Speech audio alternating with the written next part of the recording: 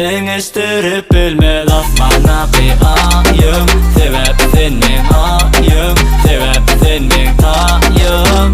Sen bilen bile ömrü arzulayın. Sebep sen men ayım, sebep sen men tayım. Seni gördü gözlerim, taptı kalbim özü.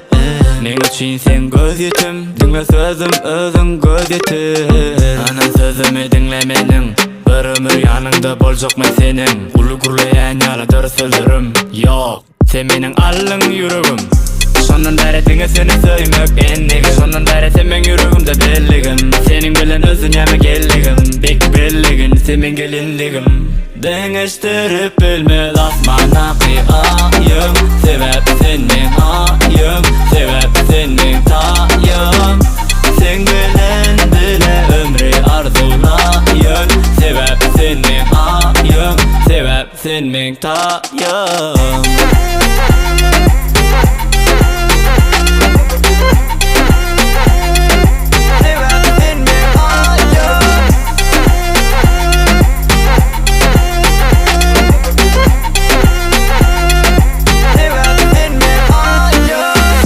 Soraman elimden allın men erkim. Sen barkaň dünýä ütkejäz görkün. Ýeke wagtym özüme sorag berip gördüm. Sen maňa däl her kim, ütkedi akym.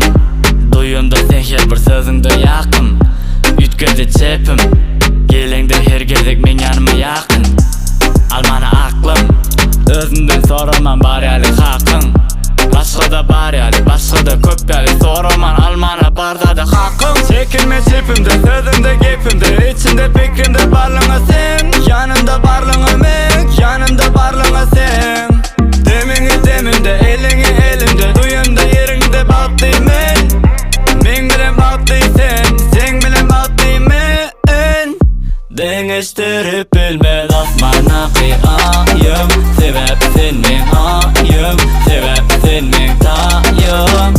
Sen bilen bile ömrü arzulayın. Sebep sen men ayım, sebep sen men tayım.